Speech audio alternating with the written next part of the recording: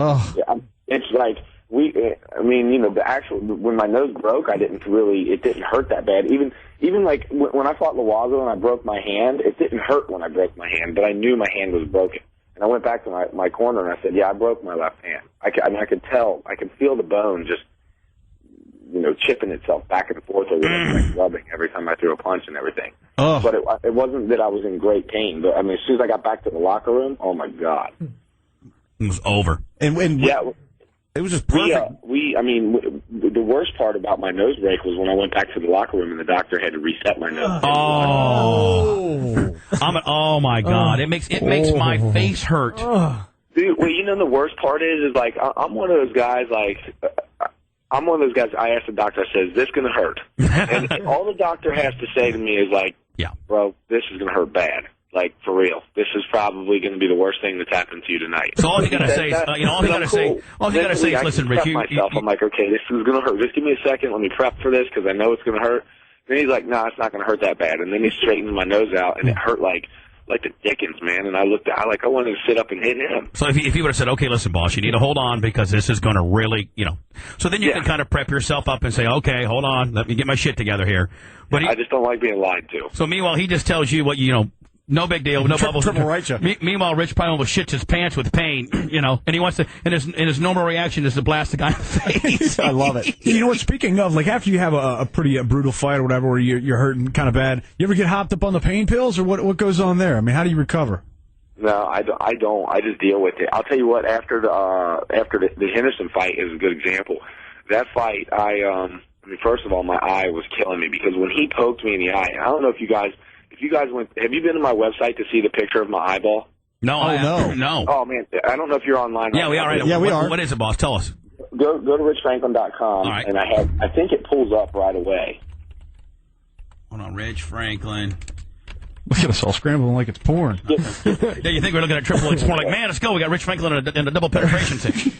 All right, Rich Franklin. The eyeball picture pulls up right away. Okay, they've got you an American Fighter wear. They got the belt. They got all this. Inner website. Skip the intro, yeah. Okay, intro website. Here, you see. We got him playing. Oh my God. Oh man, Rich. Rich now. That's an actual gouge out of there, right? Yeah. See, what happened was when he poked me in the eye. It didn't cut my eye. There was a piece of eye missing. Yeah, that's like a complete gouge of a hunk of eyeball. Yeah. That's my God. That's how you would describe it. Would be hunko eyeball. Yeah. Well, or half the eyeball, or I don't know, whatever. But yes. Like you're going through drive-through. Hello, may I have a quarter of Rich Franklin's eyeball, please? Now, when it comes to that, when you enter the ring, is there any rules about nails and things like that in the UFC? Yeah. They check your nails and all. Like they come in the locker room and they tell you to clip your nails and whatnot. And of course, then the referee will walk over before the fight actually starts and check your fingernails to make sure that they've been clipped. I got to tell you, man, who does his website? Because that guy needs to do this website looks awesome. It does. It kicks ass. Who does your website, kiddo? You know what? That's a good question. I don't know. You don't even know. You'd have to ask Jeff, the guys over American Fighter, because I think that we're rebuilding the American Fighter website, AmericanFighter.com website, or whatever. Well, they don't need to rebuild yours because yours is awesome. Tell them not to screw with yours too much. I think they're using the same template for that. Yeah, tell them not to mess with yours because I see a lot of websites, and yours looks. But by the way, Brent. Rich's website is now fucking melted down. I can't even navigate it through it because all the Bubba people are onto it. Yeah. Rich, have your boys check your traffic today because I think we just melted your website.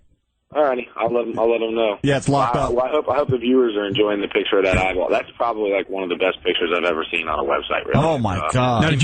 Now what's up with the eyeball now? Yeah. Well, here's what happened. First of all, I got poked in the eye and I couldn't see during the fight. And it looked like, imagine like if I was wearing like swimming goggles and one side of the swimming goggles filled up with water, and that's what that eyeball looked like looking out of the eye. So I had to go to the doctor the night of the fight in Ireland, and some Irish doctor drinking Guinness and looking at his eye. Let me stitch that up. What's that, sir? Come here, Mr. Franklin. We go down this alley and it's dark, and I'm like, I think like they're just going to take me like to I'm about to in some gangster movie get shot in the back alley or whatever. And all of a sudden we walked into the doctor's office, and it was like after night, and nobody else was there but the two doctors that were working and whatnot. They looked at my eye, they tested my vision. The vision was still 20/20, and I had 0 retinal damage. But where that chunk of eyeball is missing, I had to have a non-surgical invasive procedure, or a non-invasive surgical procedure. And this is what they had to do to my eye. I go into the doctor's office when I got home. This is several weeks later, because over top of that piece where the eye is missing, I had a scar tissue development. So they come in, they shoot my eyeball socket full of Novocaine on the top and the bottom to numb it up. Dude. Oh, wait a minute, don't react yet, because it's better. Then after they do that, they shoot the eyeball itself with Novocaine. That was the worst part of the whole thing, because once that was done, I couldn't feel anything. And the whole time I'm awake, I'm watching this crap. Then where that chunk of eyeball was missing, there was a scar tissue development there, so they had to take like a scalpel and cut the scar tissue development off. And I had a scar band in the corner of the eye that was attaching itself to the eyelid. It was like not allowing the eye to move properly. So they had to take and shoot the corner of my eyelid with a cortisone shot to reduce the inflammation in that. And then after they did that, they took a cauterizing gun and cauterized the spot where they removed the scar tissue. So here I am watching this cauterizing gun melt my eyeball, and the smell of burning flesh, and watching the smoke come off my eye and everything. And honestly, I thank God that I didn't have any retinal damage, and my vision is good. But yeah, man, that's probably one of the worst injuries I've suffered. I mean, out of all the stuff you've been through, broken noses and shit like that, that had to be the craziest shit you've gone through. Had to be. The thing is like, you break your nose in a fight and you can get it fixed. Maybe my nose is crooked now. It's going to be crooked for the rest of my life unless I want to get it fixed or whatever. I don't care about that. But when you start messing with things like eyeballs and you get concerned about your vision and whatnot, that's a scary thing, man. Anyway, Rich, I got to thank you, man, for we had the Bubba's Bikes for Badges for 2 police officers here in the area last Saturday, and Rich stepped up, Brent, and sent a pair of his gloves. He paid for them, he signed them, and they did quite well in the auction. Yep. And Rich, man, thank you so much for doing that, buddy. Anytime, but I'll tell you what I do.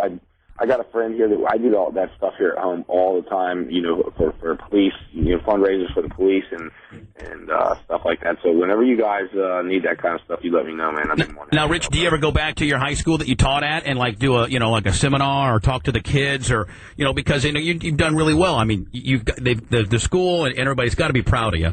Do you ever do you give back or talk to the kids or any motivational stuff? I've been back to the school a couple times and stuff like that through the hallways and everything. But I've never I've been asked to attend a couple things, and there have been a few events that I've attended and a few that I haven't, just due to time and all that.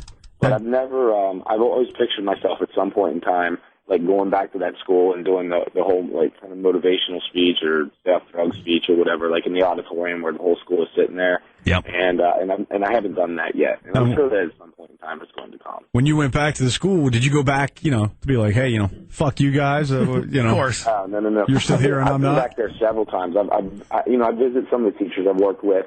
CNBC did that special on the UFC and American Fighter and all that kind of stuff, and I was in the hallway then, and it's just really weird because, there's so many kids in the school that's like, yeah, my older brother and sister had you, or the legend of Rich Franklin still stands, and the stories that you hear, they just get better and better. It's awesome. Now, have you set up the Rich Franklin Foundation or anything? No, we. You need to do that, man. You need to get you one of your handlers to set up your foundation. That way you can start, Yeah, we have that Keep It in the Ring Foundation that we do. Okay. We do all the charity work for and stuff like that. And I'll tell you what, I spend a lot of my time now is spent with military. I'm spokesman for the Disabled American Vets and all that kind of stuff. And of course, I've been overseas on 2 trips to visit the troops and all that kind of stuff, and military bases all over the states. So I do a ton of work with that kind of stuff. Actually, a company, Aaron's, super centers and things like that. They do all these stuff. They work with the Wounded Warrior Project. And what they do is they come in, they do furniture and stuff like that. And when these Wounded Warriors come back, they completely furnish their houses out and everything for free. And then Tony Stewart, their NASCAR guy, the Prelude to the Dream Print, which is in Eldora, Ohio this year.